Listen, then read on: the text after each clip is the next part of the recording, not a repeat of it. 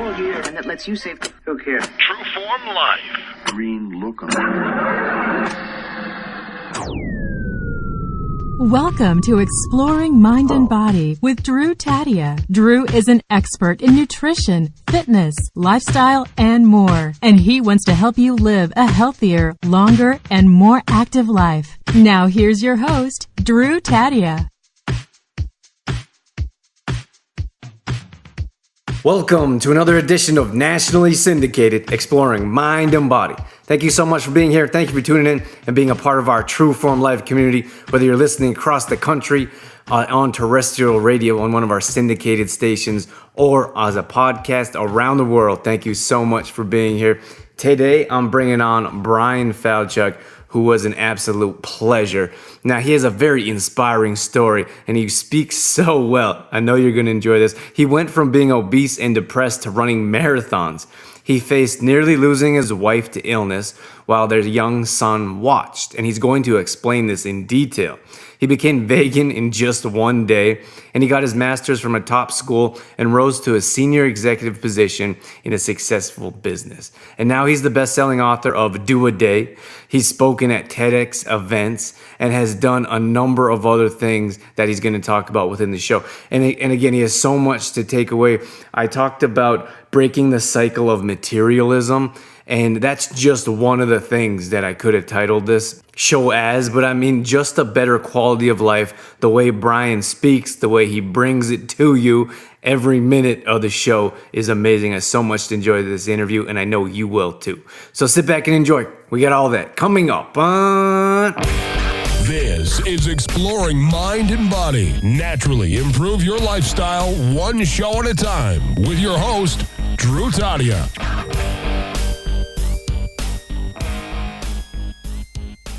All right, welcome to another edition of Exploring Mind and Body. You heard all about Bryan in the introduction, so without further ado, welcome to the show, Bryan.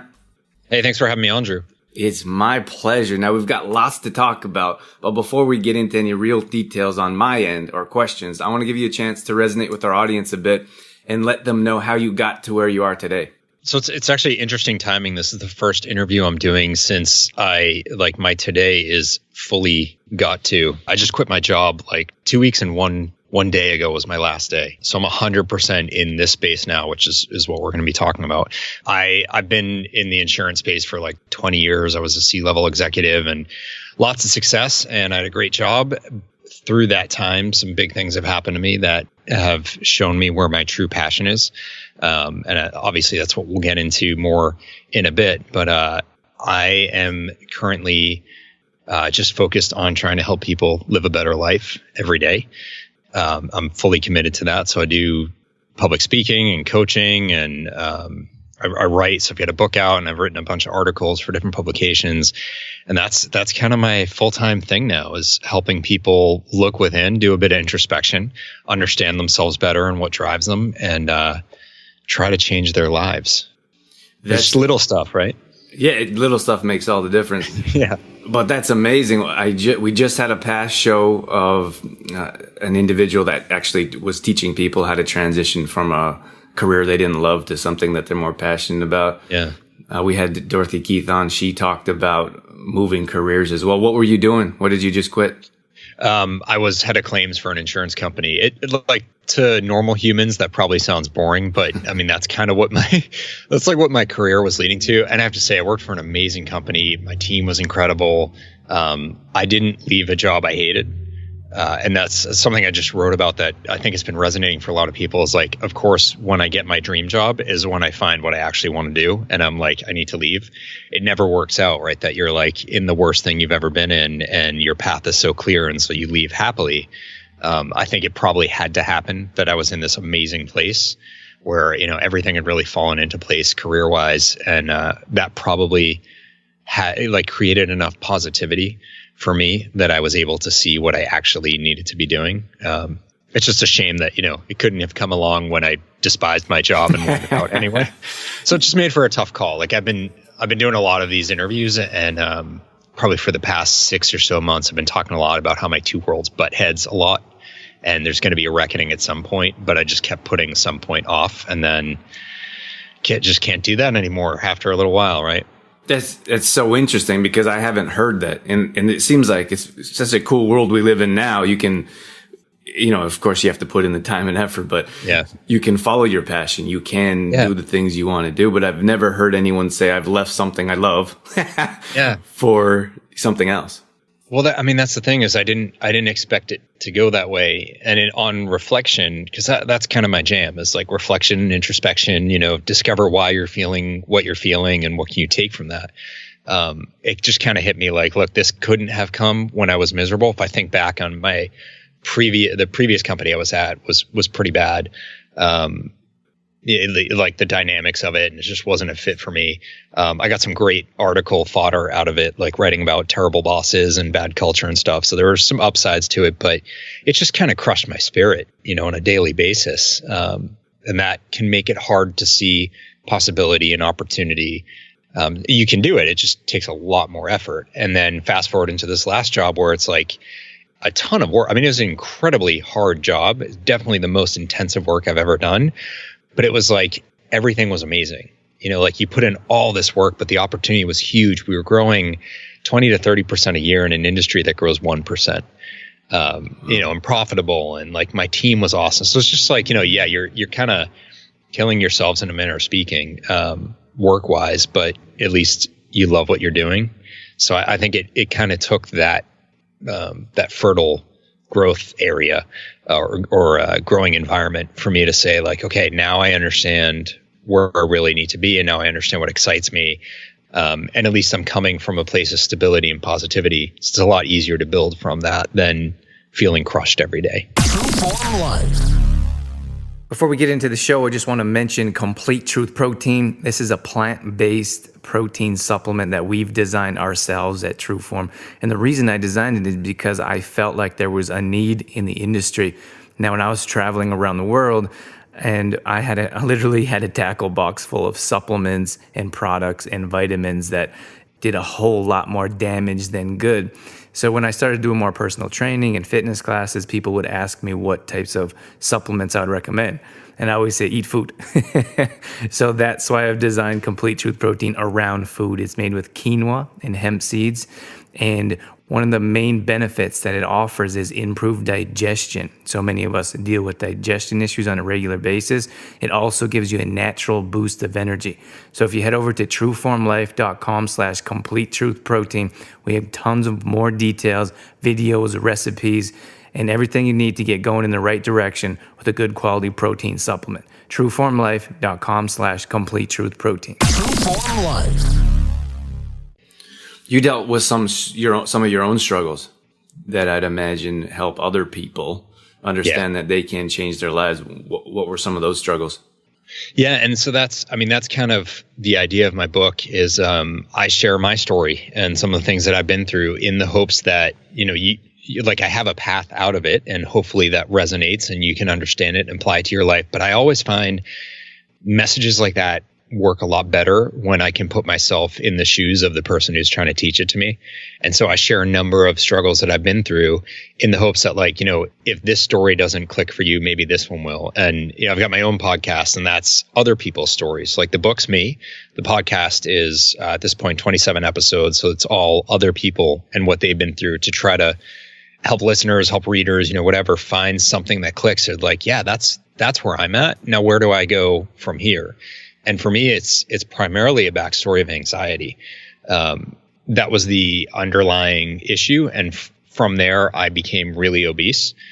So as a little kid, I was 100 pounds overweight. I used to say like I spent the first half of my life obese and the second half trying not to be, which is just like, what a terrible way to describe your life. Okay. Like, hi, I'm Bryan. I try not to be fat. That's my career. And that's not where I'm at today, but certainly, my parents got divorced when I was 5 years old, and that really threw me for a loop. And I wasn't aware of it at the time. Like I was aware of the divorce. I wasn't aware of the impact on me emotionally because little kids just, I wasn't going to be that in touch with what was going on inside of me. But little kids have a need to feel safe and secure and like everything will be all right. And I didn't feel that. And, my parents had their own stuff going on and I was one of 4 kids. So like, they were full on with the other 3 as well. So my needs, my emotions, which I couldn't even really explain myself, like there was no one there to just stop and make me feel secure. And so I turned to food, and I put on a lot of weight really fast, and I just kept getting bigger and bigger and bigger. And I was really lucky to meet a guy in high school who ran our PE program, which I took PE to get out of sports, because that was the excuse sport that let you out of the real sports. But he's not having it. He's just an incredible person, unbelievably positive, and he introduced me into a different relationship with exercise. That it wasn't about, why are you so lazy? Why are you so slow? It was like, what do you enjoy? You know, what can we build that you actually would want to do instead of feeling punished or uncomfortable? And just that approach opened things up for me. And I was able to lose the weight. So I lost the 100 pounds coming out of high school. And, that worked really well. The problem is I didn't deal with any of the reasons why I was fat. It had nothing to do with eating too much and moving too little. Those were symptoms. So sure enough, like a lot of people, I started putting the weight back on, and I got to about 50 pounds overweight. 2011, I was a father of a 2-year-old and a husband of a woman who suddenly became incredibly sick, to the point that her doctors gave up on her. She was bedridden, wasn't expected to make it through the summer. And it was a call with her doctor when he was basically like, yeah, I'm going on vacation. Let's check in when I'm back. And I'm like, if you do the math, she weighs 100 pounds. She's losing 2 pounds a day. She won't be here when you're back. And he just goes, oh, all right, we'll take her to the ER if you need to. And he hung up. Oh my gosh. Yeah. So he's not our doctor anymore. No kidding. Thanks. We'll find someone who cares. Yeah, right. And I should spoil the story. Like, she is still alive. Sometimes I don't remember to say that. So then like people are, kind of left hanging. She's still here.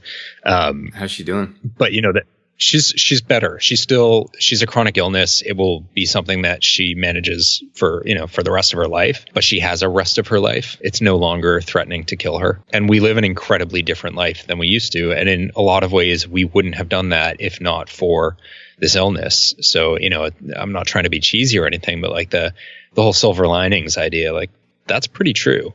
That process arrested my weight gain at 50 pounds and allowed me to come back from that. If that didn't happen, I'm sure I would weigh more than I had when I was at my highest.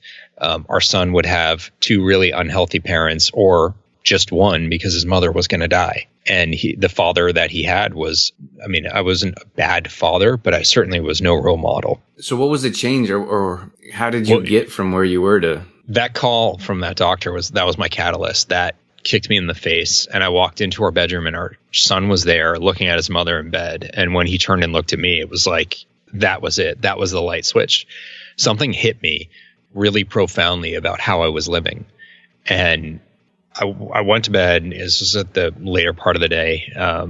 Woke up the next morning, and I'm an early riser. I get up early and I work out, and I just hadn't been doing it meaningfully because obviously I was still gaining weight.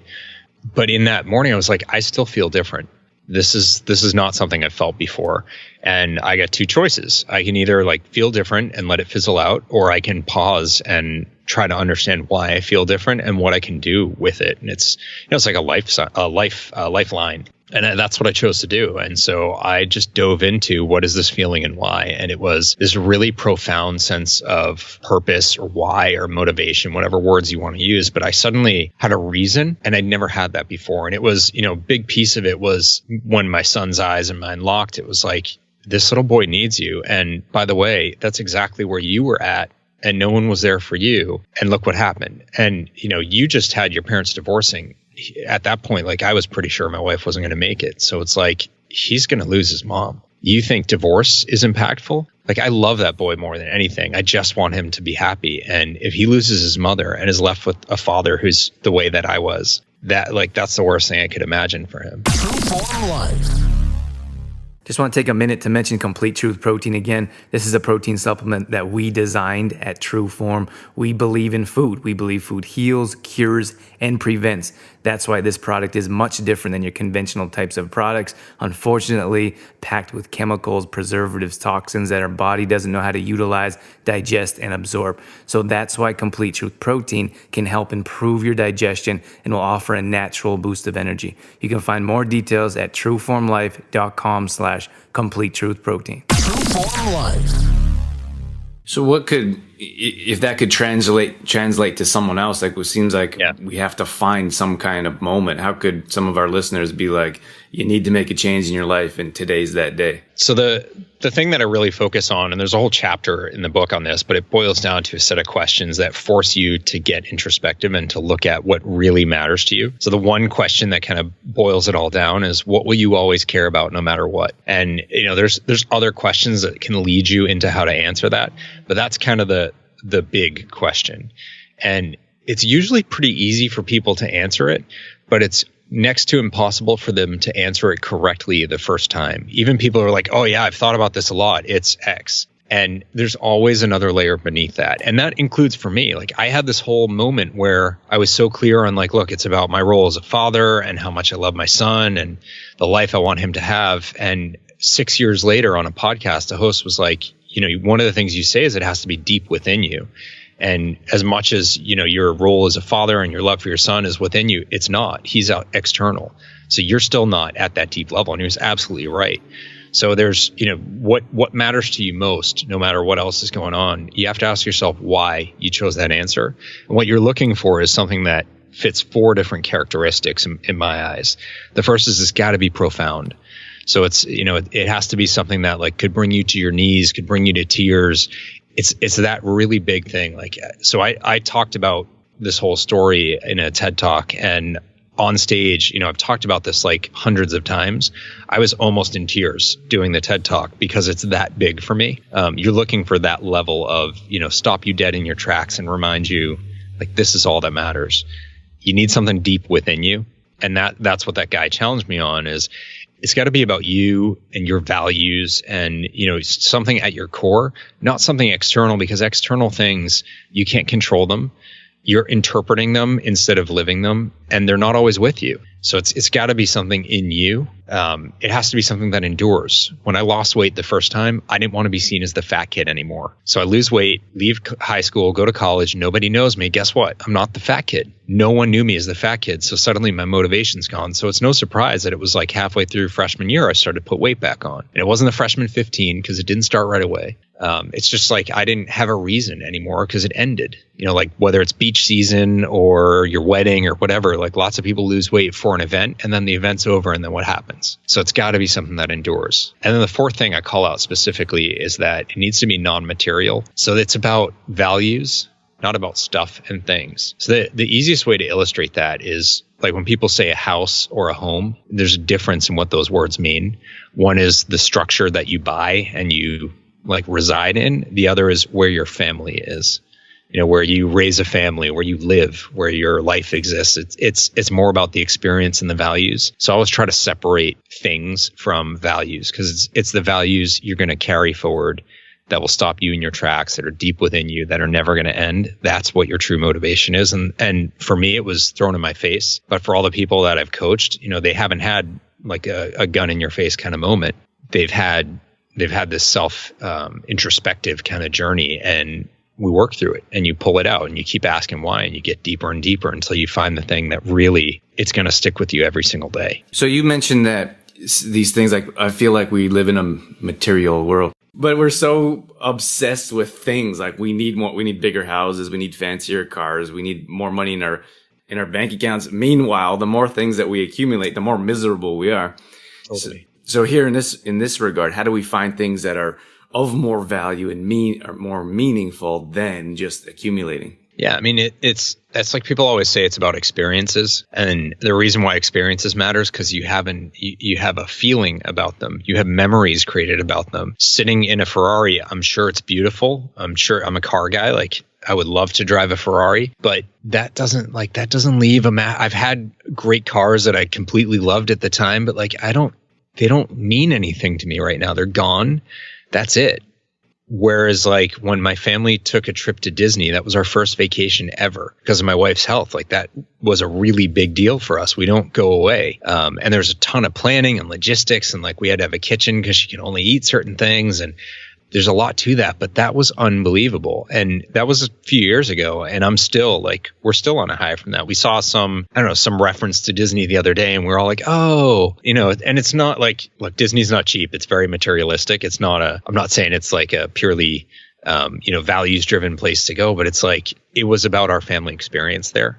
And that seeing that firsthand difference, that's what means something to me. And that's what reinforces it's not the stuff. True Form Life.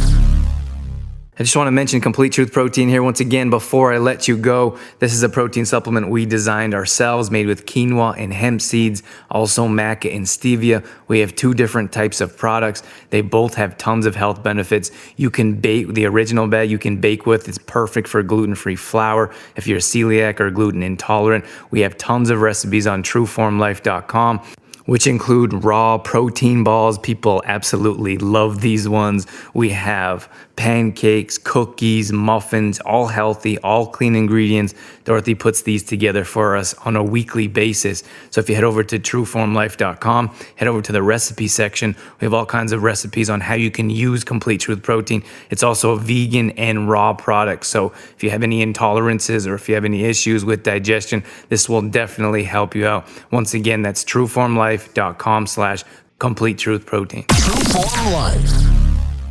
So creating more experiences as opposed to more, what would you say, accumulations? Yeah.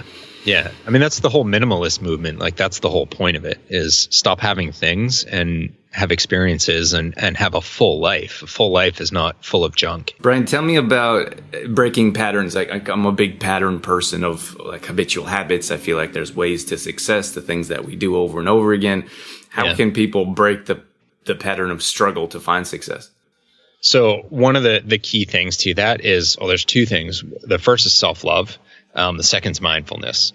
And around self-love, that's something I think, as much as we're saying like accumulation, materialism, that's the lack of self-love in society is a real problem. And I'll tell you, every single person that I work with on a coaching basis, this is like at least half the time we spend is on them getting to value themselves more. And I think that stands in the way of pretty much anything else you want to achieve.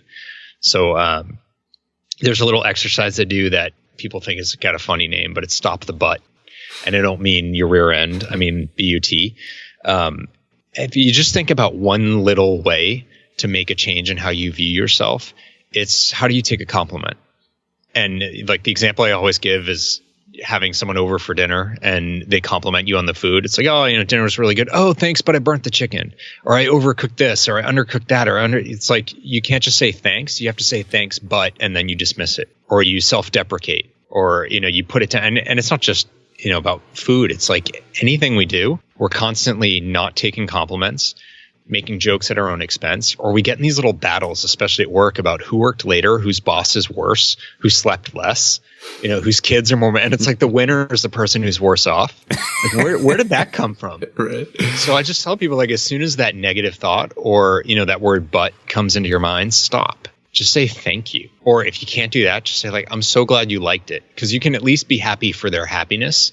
And no one's going to be like, wow, what an egotist. I told them the cookies were really good and they didn't even put themselves down. Like, some people like, I don't want to be seen as egotistical. It's like, dude, it has nothing to do with egotism.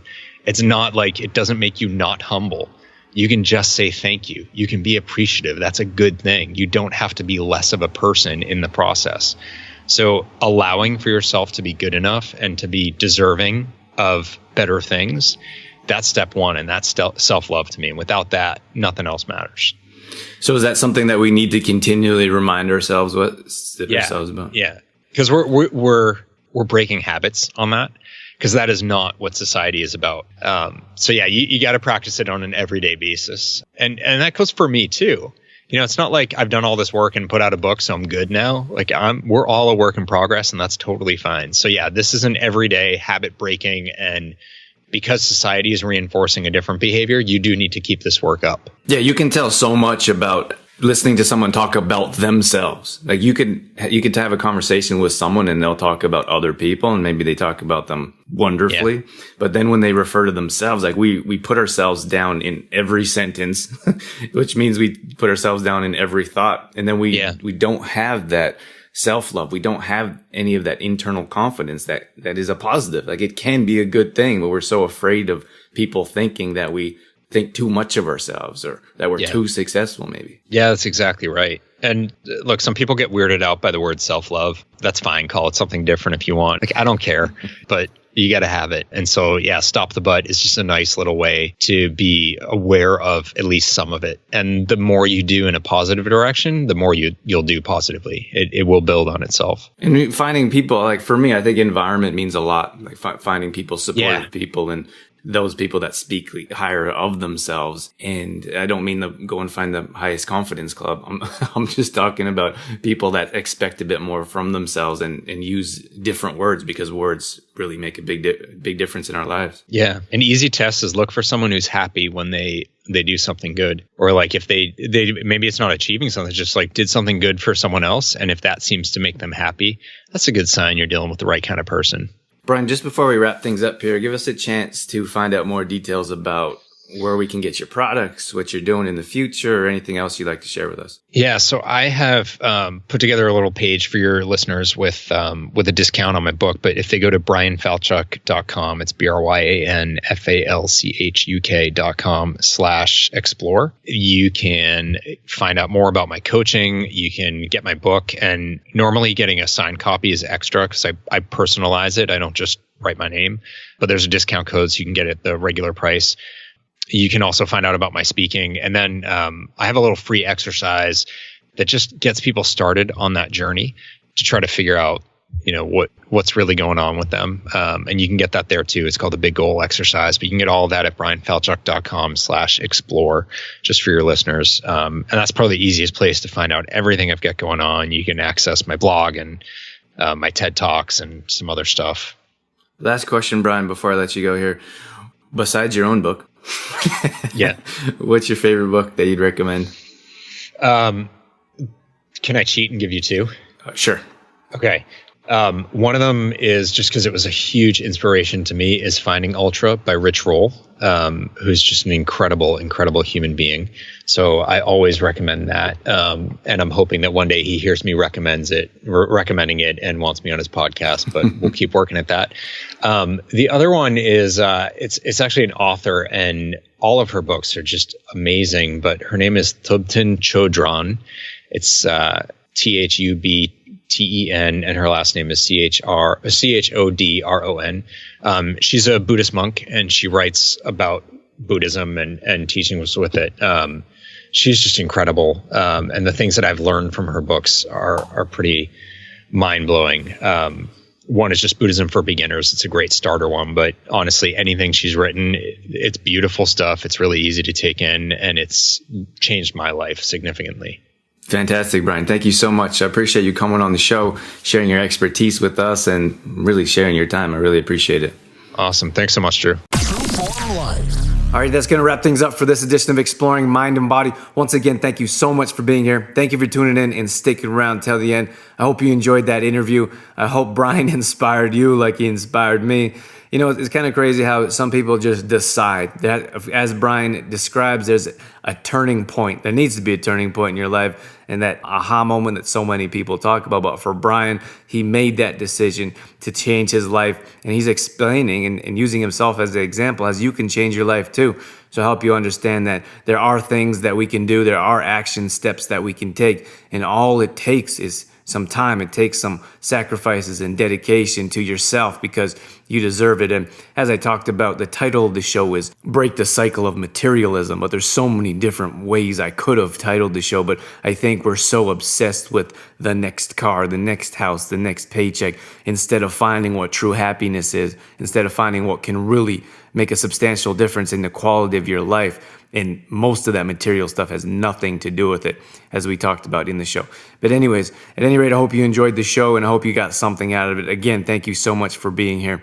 And I want to thank Brian for coming on and sharing his expertise with us. More details are going up on exploringmindandbody.com. All his show notes are going there. If you missed out on any of the past shows, exploringmindandbody.com. We also have a free app you can download on any Apple device. Head over to the App Store, type in Exploring Mind and Body, and download our show. Take us with you wherever you go. We'd so much appreciate that. Don't forget to leave a review and rating as well. And I'm going to leave you with that. Once again, thank you so much for being here. That's it. That's all I got. I'm out of here. As always, I'm your host, Drew Tadia. in health and fitness for a better world. Thanks for listening.